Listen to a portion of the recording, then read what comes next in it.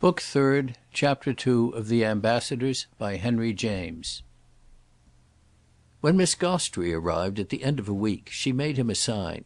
He went immediately to see her, and it wasn't till then that he could again close his grasp on the idea of a corrective. This idea, however, was luckily all before him again from the moment he crossed the threshold of the little entresol of the Quartier Marbeuf, into which she had gathered, as she said, picking them up in 1,000 flights and funny little passionate pounces, the makings of a final nest. He recognised in an instant that there really, there only, he should find the boon with the vision of which he had first mounted Chad's stairs. He might have been a little scared at the picture of how much more, in this place, he should know himself in, hadn't his friend been on the spot to measure the amount to his appetite.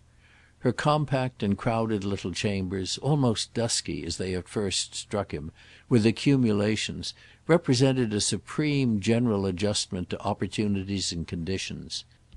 Wherever he looked he saw an old ivory or an old brocade, and he scarce knew where to sit for fear of a misappliance. The life of the occupant struck him of a sudden as more charged with possession even than Chad's or than Miss Barrace's. Wide as his glimpse had lately become of the empire of things, what was before him still enlarged it. The lust of the eyes and the pride of life had indeed thus their temple. It was the innermost nook of the shrine, as brown as a pirate's cave. In the brownness were glints of gold, patches of purple were in the gloom, objects all that caught, through the muslin, with their high rarity, the light of the low windows. Nothing was clear about them but that they were precious, and they brushed his ignorance with their contempt as a flower, in a liberty taken with him, might have been whisked under his nose. But after a full look at his hostess he knew none the less what most concerned him. The circle in which they stood together was warm with life, and every question between them would live there as nowhere else. A question came up as soon as they had spoken, for his answer, with a laugh, was quickly, "Well, they've got hold of me." Much of their talk on this first occasion was his development of that truth. He was extraordinarily glad to see her, expressing to her frankly what she most showed him, that one might live for years without a blessing unsuspected, but that to know it at last for no more than 3 days was to need it or miss it for ever. She was that blessing that now had become his need, and what could prove it better than that without her he had lost himself?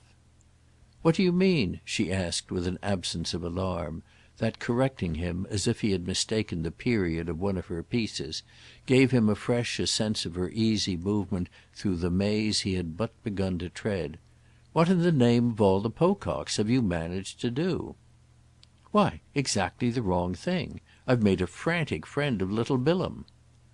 "Ah, that sort of thing was of the essence of your case, and to have been allowed for from the first." And it was only after this that, quite as a minor matter, she asked who in the world little Bilham might be. When she learned that he was a friend of Chad's and living for the time in Chad's rooms in Chad's absence, quite as if acting in Chad's spirit and serving Chad's cause, she showed, however, more interest. "Should you mind my seeing him? Only once, you know," she added. "Oh, the oftener the better. He's amusing. He's original." "He doesn't shock you?" Miss Gostrey threw out. "Never in the world. We escape that with a perfection. I feel it to be largely, no doubt, because I don't half understand him, but our modus vivendi isn't spoiled even by that. You must dine with me to meet him," Strether went on. "Then you'll see." "Are you giving dinners?" "Yes. There I am. That's what I mean." All her kindness wondered. "Then you're spending too much money?" "Dear no. They seem to cost so little. But that I'd do it to them. I ought to hold off." She thought again. She laughed. "The money you must be spending to think it cheap. But I must be out of it to the naked eye." He looked for a moment as if she were really failing him. "Then you won't meet them?" It was almost as if she had developed an unexpected personal prudence. She hesitated. "Who are they, first?" "Why, little Bilham to begin with." He kept back for the moment Miss Barrace. "And Chad, when he comes, you must absolutely see." When then does he come?" "When Bilham has had time to write him, and hear from him about me. Bilham, however," he pursued, "will report favourably for Chad.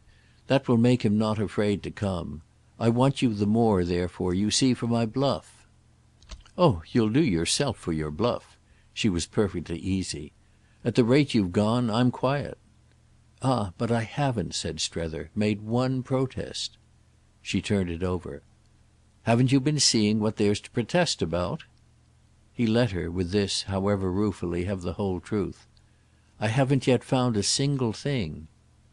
"Isn't there any one with him then?"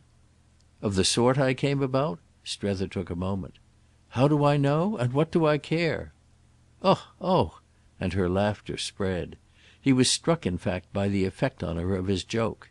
He saw now how he had meant it as a joke.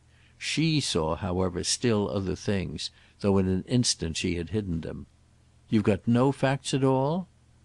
He tried to muster them. "Well, he has a lovely home." "Ah that, in Paris," she quickly returned, "proves nothing. That is rather it disproves nothing. They may very well, you see, the people your mission is concerned with, have done it for him." "Exactly. And it was on the scene of their doings then that Waymarsh and I sat guzzling."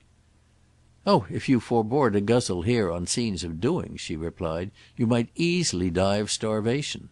With which she smiled at him. "You've worse before you." "Ah I've everything before me. But on our hypothesis, you know, they must be wonderful." "They are," said Miss Gostrey. "You're not therefore, you see," she added, "wholly without facts. They've been, in effect, wonderful." To have got at something comparatively definite appeared at last a little to help; a wave by which, moreover, the next moment, recollection was washed. "My young man does admit furthermore that they're our friend's greatest interest." "Is that the expression he uses?" Strether more exactly recalled. "No, not quite." "Something more vivid? Less?" He had bent with neared glasses over a group of articles on a small stand, and at this he came up. "It was a mere allusion, but on the look-out as I was it struck me. Awful, you know, as Chad is." Those were Bilham's words. "Awful, you know. Oh!" And Miss Gostrey turned them over. She seemed, however, satisfied. "Well, what more do you want?" He glanced once more at a bibelot or two, and everything sent him back. "But it is all the same as if they wished to let me have it between the eyes." She wondered. "Quoi donc?" "Why, what I speak of. The amenity. They can stun you with that as well as with everything else." "Oh," she answered, "you'll come round. I must see them each," she went on, "for myself. I mean Mr. Bilham and Mr. Newsome. Mr. Bilham naturally first. Once only, once for each. That will do. But face to face. For half an hour. What's Mr. Chad," she immediately pursued, "doing at Cannes? Decent men don't go to Cannes with with the kind of ladies you mean." "Don't they?" Strether asked with an interest in decent men that amused her. "No. Elsewhere, but not to Cannes. Cannes is different. Cannes is better. Cannes is best. I mean it's all the people you know—when you do know them. And if he does, why that's different too. He must have gone alone. She can't be with him." "I haven't," Strether confessed in his weakness, "the least idea." There seemed much in what she said, but he was able after a little to help her to a nearer impression. The meeting with little Bilham took place, by easy arrangement, in the great gallery of the Louvre, and when, standing with his fellow visitor before one of the splendid Titians, the overwhelming portrait of the young man with the strangely shaped glove and the blue-grey eyes, he turned to see the third member of their party advance from the end of the waxed and gilded vista, he had a sense of having at last taken hold. He had agreed with Miss Gostrey—it dated even from Chester—for a morning at the Louvre, and he had embraced independently the same idea as thrown out by little Bilham, whom he had already accompanied to the Museum of the Luxembourg.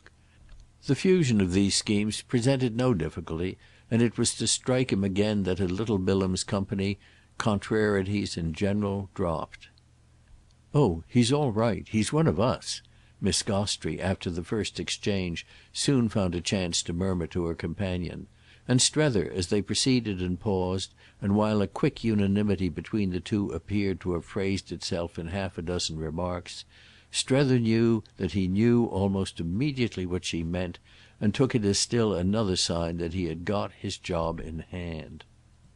This was the more grateful to him that he could think of the intelligence now serving him as an acquisition positively new. He wouldn't have known even the day before what she meant, that is if she meant, what he assumed, that they were intense Americans together. He had just worked round, and with a sharper turn of the screw than any yet, to the conception of an American intense as little Bilham was intense. The young man was his first specimen. The specimen had profoundly perplexed him. At present, however, there was light.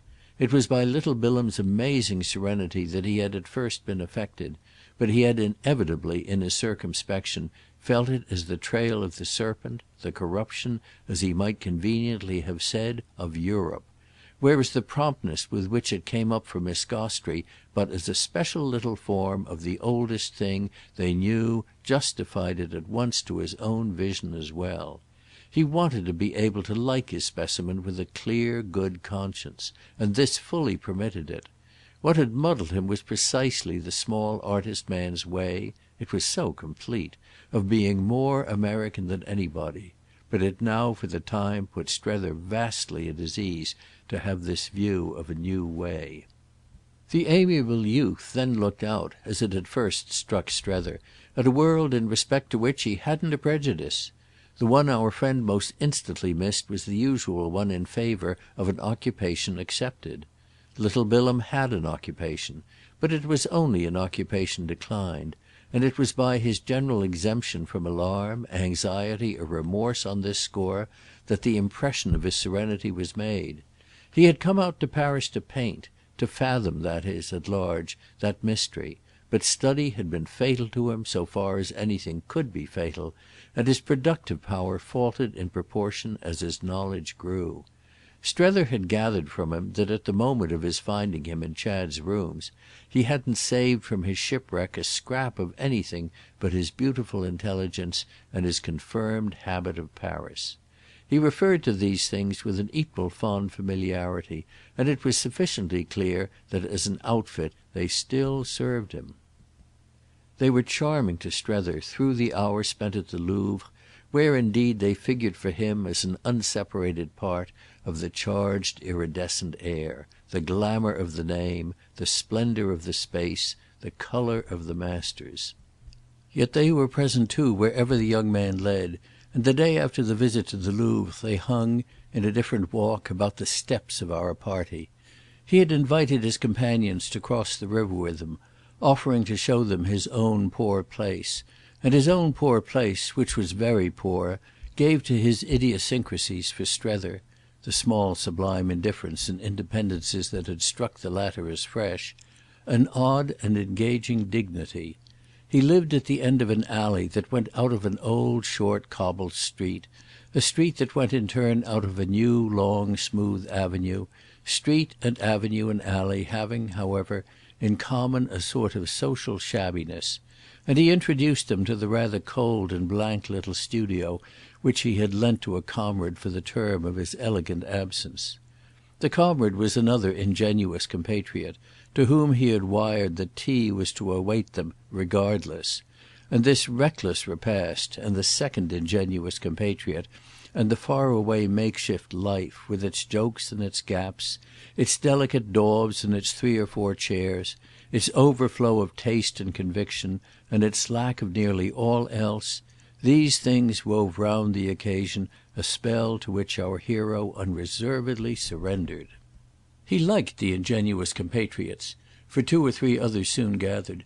He liked the delicate daubs and the free discriminations, involving references indeed, involving enthusiasms and execrations, that made him, as they said, sit up.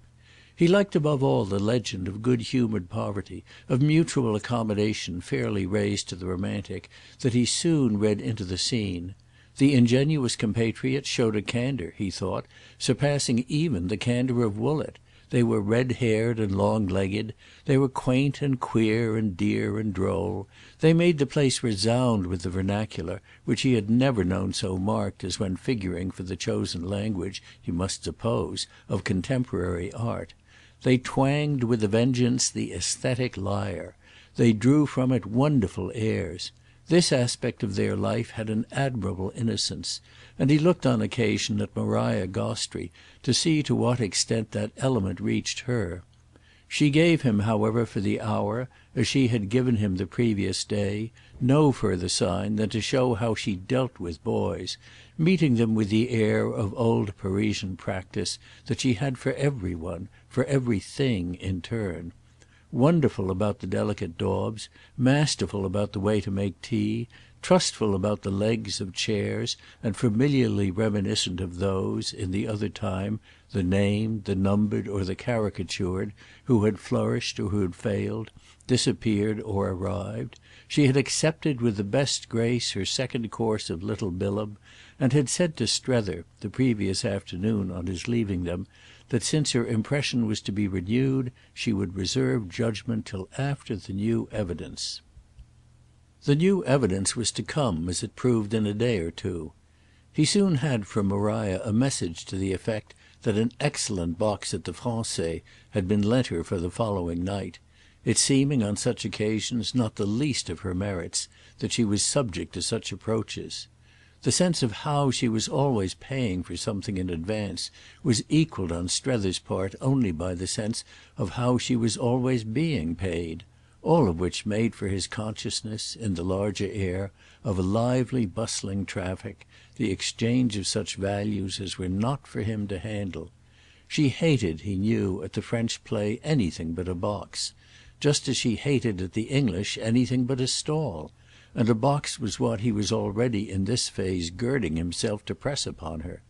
But she had for that matter her community with little Bilham. She too, always, on the great issues, showed as having known in time. It made her constantly beforehand with him, and gave him mainly the chance to ask himself how on the day of their settlement their account would stand. He endeavoured even now to keep it a little straight by arranging that if he accepted her invitation she should dine with him first.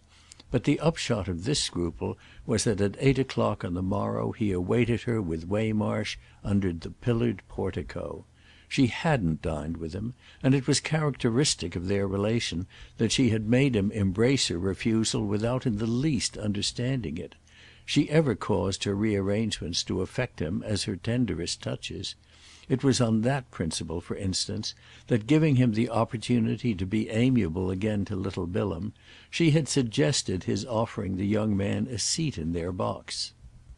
Strether had dispatched for this purpose a small blue missive to the Boulevard Malesherbes, but up to the moment of their passing into the theatre he had received no response to his message.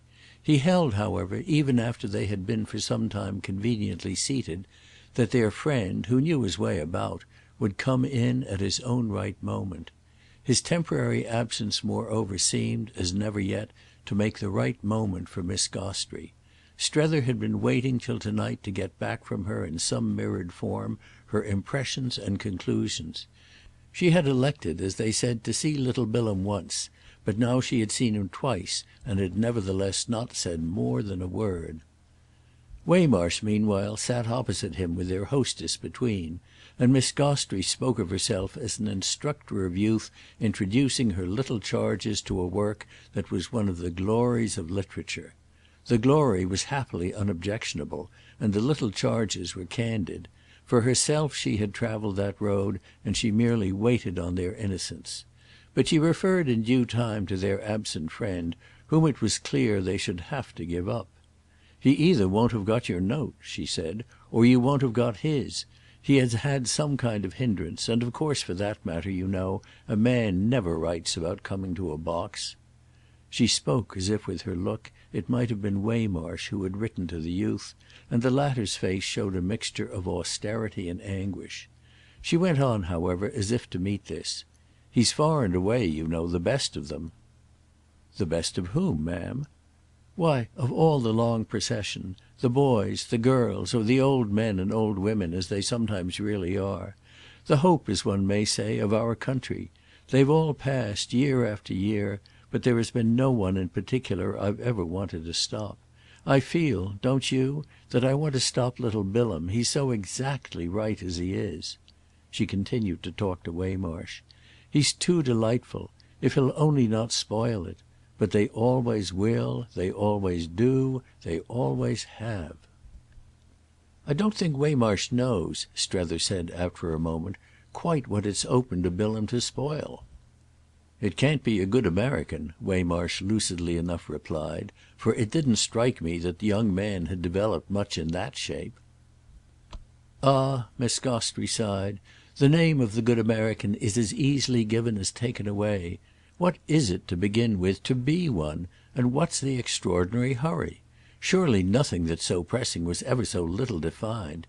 It's such an order, really, that before we cook you the dish we must at least have your receipt. Besides, the poor chicks have time. What I've seen so often spoiled," she pursued, "is the happy attitude itself, the state of faith and—what shall I call it?—the sense of beauty. You're right about him," she now took in Strether. "Little Bilham has them to a charm. We must keep little Bilham along." Then she was all again for Waymarsh. "The others have all wanted so dreadfully to do something, and they've gone and done it in too many cases indeed. It leaves them never the same afterwards. The charm's always somehow broken. Now he, I think, you know, really won't. He won't do the least dreadful little thing. We shall continue to enjoy him just as he is. No, he's quite beautiful. He sees everything. He isn't a bit ashamed. He has every scrap of the courage of it that one could ask. Only think what he might do. One wants really, for fear of some accident, to keep him in view. At this very moment, perhaps, what mayn't he be up to? I've had my disappointments. The poor things are never really safe, or only at least when you have them under your eye. One can never completely trust them. One's uneasy, and I think that's why I most miss him now." She had wound up with a laugh of enjoyment over her embroidery of her idea, an enjoyment that her face communicated to Strether, who almost wished, none the less at this moment, that she would let poor Waymarsh alone. He knew more or less what she meant, but the fact wasn't a reason for her not pretending to Waymarsh that he didn't. It was craven of him perhaps, but he would, for the high amenity of the occasion, have liked Waymarsh not to be so sure of his wit. Her recognition of it gave him away, and before she was done with him or with that article would give him worse. What was he, all the same, to do? He looked across the box at his friend. Their eyes met, something queer and stiff, something that bore on the situation but that it was better not to touch, passed in silence between them. Well, the effect of it for Strether was an abrupt reaction, a final impatience of his own tendency to temporise. Where was that taking him anyway? It was one of the quiet instants that sometimes settle more matters than the outbreaks dear to the historic muse. The only qualification of the quietness was the synthetic "Oh hang it!" into which Strether's share of the silence soundlessly flowered. It represented, this mute ejaculation, a final impulse to burn his ships. These ships, to the historic muse, may seem of course mere cockles, but when he presently spoke to Miss Gostrey it was with the sense at least of applying the torch. "Is it then a conspiracy?" "Between the two young men? Well, I don't pretend to be a seer or prophetess," she presently replied, "but if I'm simply a woman of sense he's working for you to-night. I don't quite know how, but it's in my bones." And she looked at him at last as if, little material as she yet gave him, he'd really understand. "For an opinion, that's my opinion. He makes you out too well not to." "Not to work for me to-night?" Strether wondered. "Then I hope he isn't doing anything very bad." "They've got you," she portentously answered. "Do you mean he is—?" "They've got you," she merely repeated. Though she disclaimed the prophetic vision, she was at this instant the nearest approach he had ever met to the priestess of the oracle. The light was in her eyes. "You must face it now." He faced it on the spot. They had arranged? Every move in the game, and they've been arranging it ever since. He has had every day his little telegram from Cannes." It made Strether open his eyes. "Do you know that?" "I do better. I see it. This was, before I met him, what I wondered whether I was to see. But as soon as I met him I ceased to wonder, and our second meeting made me sure. I took him all in. He was acting—he is still—on his daily instructions." "So that Chad has done the whole thing?" "Oh no, not the whole. We've done some of it. You and I and Europe." "Europe, yes," Strether mused. "Dear old Paris," she seemed to explain. But there was more, and with one of her turns she risked it. "And dear old Waymarsh. You," she declared, "have been a good bit of it." He sat massive. "A good bit of what, ma'am?" "Why of the wonderful consciousness of our friend here. You've helped too in your way to float him to where he is." "And where the devil is he?" She passed it on with a laugh. "Where the devil, Strether, are you?" He spoke as if he had just been thinking it out.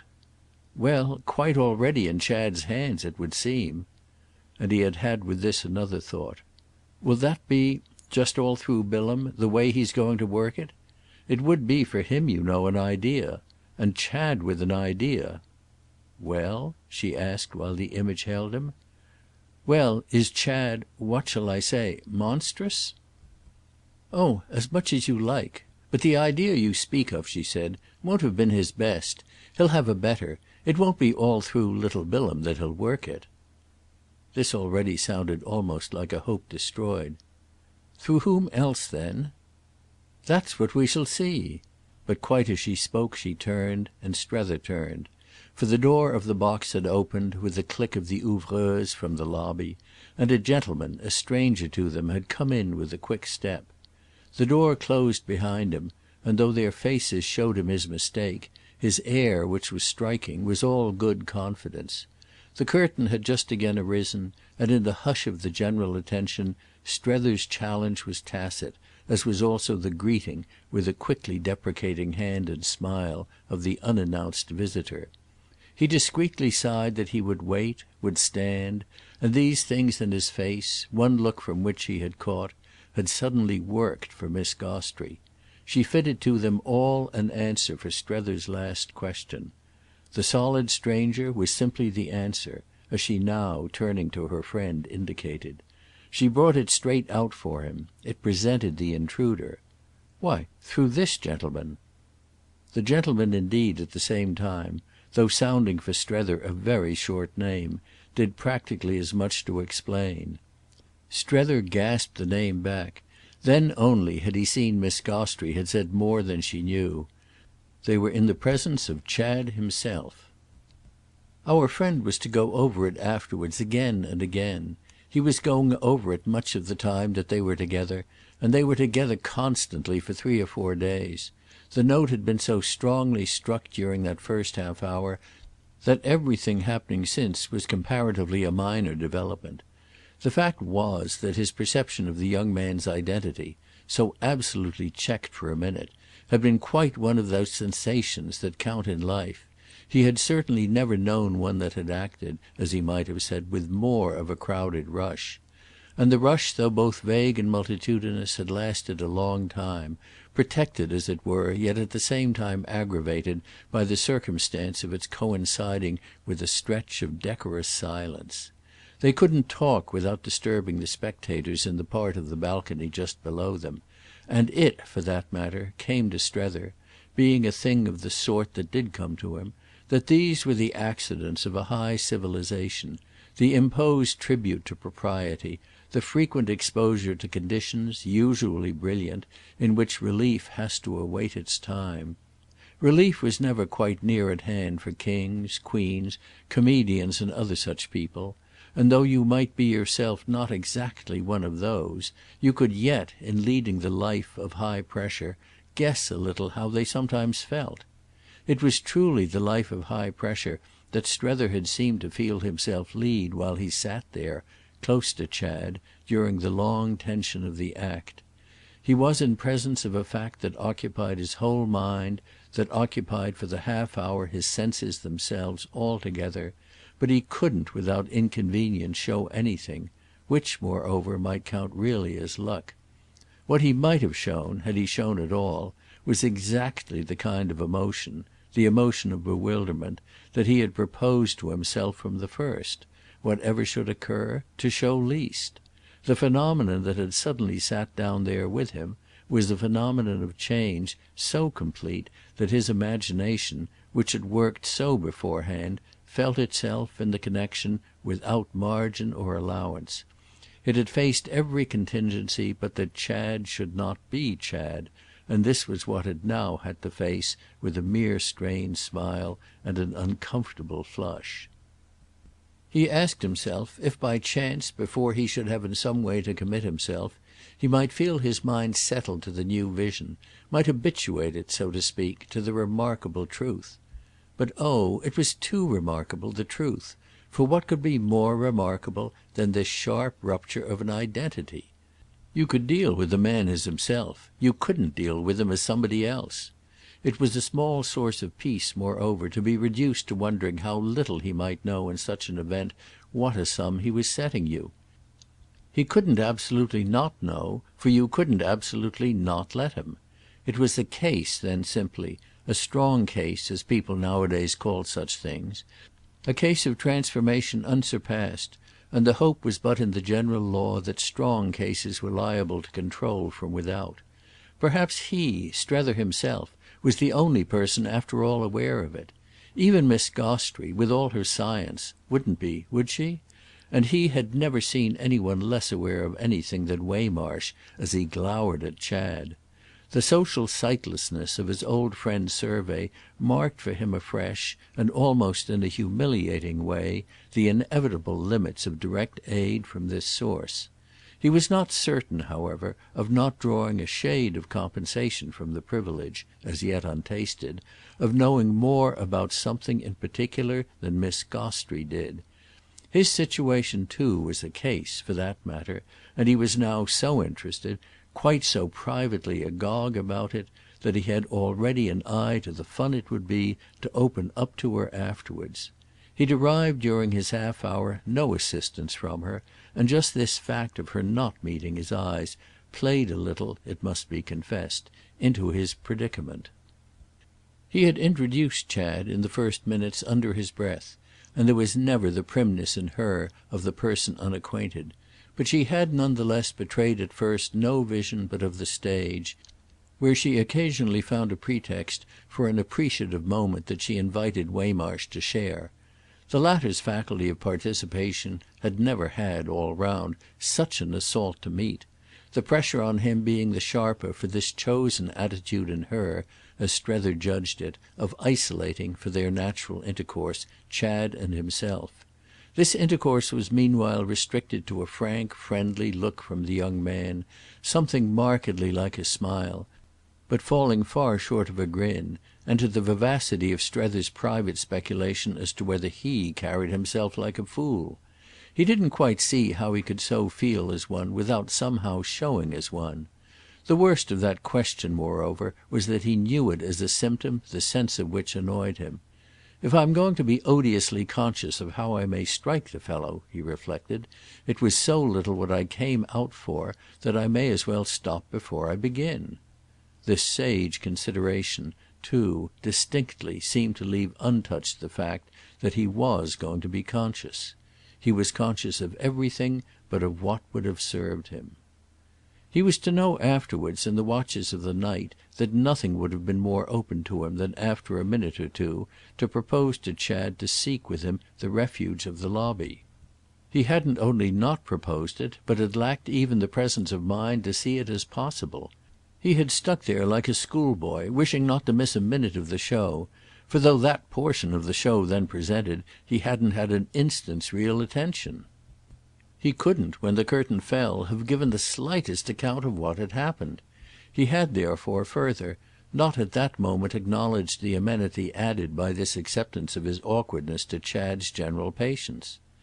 Hadn't he none the less known at the very time, known it stupidly and without reaction, that the boy was accepting something?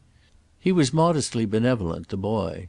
That was at least what he had been capable of the superiority of making out his chance to be, and one had one's self literally not had the gumption to get in ahead of him.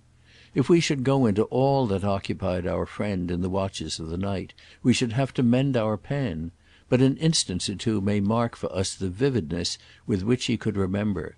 He remembered the two absurdities that, if his presence of mind had failed, were the things that had most to do with it.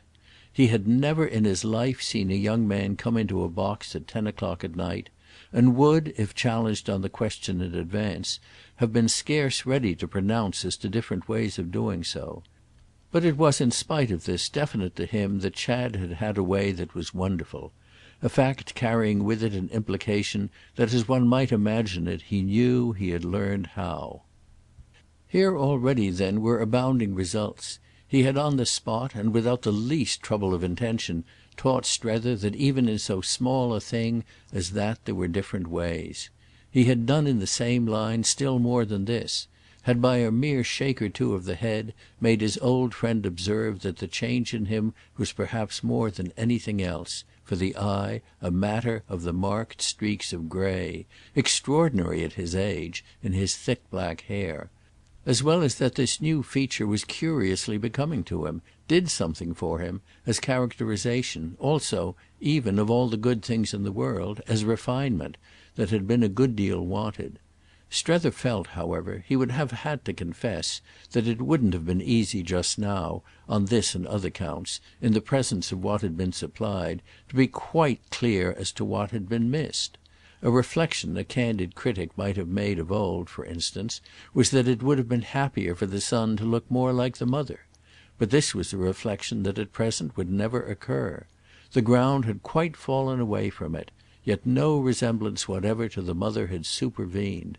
It would have been hard for a young man's face and air to disconnect themselves more completely than Chad's at this juncture from any discerned, from any imaginable aspect of a New England female parent. That of course was no more than had been on the cards, but it produced in Strether none the less one of those frequent phenomena of mental reference with which all judgment in him was actually beset.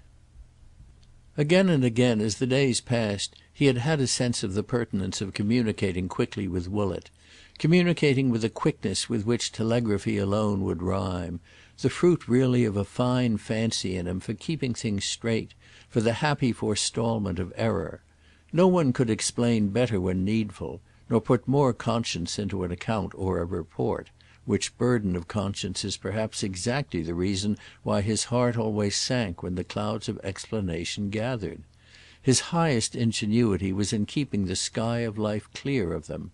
Whether or no he had a grand idea of the lucid, he held that nothing ever was in fact, for any one else, explained. One went through the vain motions, but it was mostly a waste of life. A personal relation was a relation only so long as people either perfectly understood or, better still, didn't care if they didn't. From the moment they cared if they didn't, it was living by the sweat of one's brow, and the sweat of one's brow was just what one might buy oneself off from by keeping the ground free of the wild weed of delusion. It easily grew too fast, and the Atlantic cable now alone could race with it. That agency would each day have testified for him to something that was not what Woollett had argued. He was not at this moment absolutely sure that the effect of the morrow's, or rather of the night's, appreciation of the crisis wouldn't be to determine some brief missive. Have at last seen him, but oh dear! Some temporary relief of that sort seemed to hover before him. It hovered somehow as preparing them all, yet preparing them for what? If he might do so more luminously and cheaply, he would tick out in 4 words, "Awfully old, grey hair." To this particular item in Chad's appearance he constantly, during their mute half-hour, reverted, as if so very much more than he could have said had been involved in it. The most he could have said would have been, "If he's going to make me feel young," which indeed, however, carried with it quite enough. If Strether was to feel young, that is, it would be because Chad was to feel old, and an aged and hoary sinner had been no part of the scheme. The question of Chadwick's true time of life was doubtless what came up quickest after the adjournment of the two, when the play was over, to a café in the Avenue de l'Opéra. Miss Gostrey had in due course been perfect for such a step. She had known exactly what they wanted, to go straight somewhere and talk, and Strether had even felt she had known what he wished to say and that he was arranging immediately to begin. She hadn't pretended this, as she had pretended on the other hand to have divined Waymarsh's wish to extend to her an independent protection homeward. But Strether nevertheless found how, after he had Chad opposite to him at a small table in the brilliant halls that his companion straightway selected, sharply and easily discriminated from the others, it was quite to his mind as if she heard him speak, as if, sitting up a mile away in the little apartment he knew, she would listen hard enough to catch. He found too that he liked that idea, and he wished that, by the same token, Mrs. Newsome might have caught as well. For what had above all been determined in him as a necessity of the first order was not to lose another hour nor a fraction of one, was to advance, to overwhelm with a rush. This was how he would anticipate, by a night attack as might be, any forced maturity that a crammed consciousness of Paris was likely to take upon itself to assert on behalf of the boy. He knew to the full, on what he had just extracted from Miss Gostrey, Chad's marks of alertness, but they were a reason the more for not dawdling. If he was himself moreover to be treated as young, he wouldn't at all events be so treated before he should have struck out at least once. His arms might be pinioned afterwards, but it would have been left on record that he was 50. The importance of this he had indeed begun to feel before they left the theatre. It had become a wild unrest, urging him to seize his chance. He could scarcely wait for it as they went. He was on the verge of the indecency of bringing up the question in the street. He fairly caught himself going on, so he afterwards invidiously named it, as if there would be for him no second chance should the present be lost. Not till, on the purple divan, before the perfunctory Bach, he had brought out the words themselves, was he sure, for that matter, that the present would be saved. End of Book Third, Chapter 2.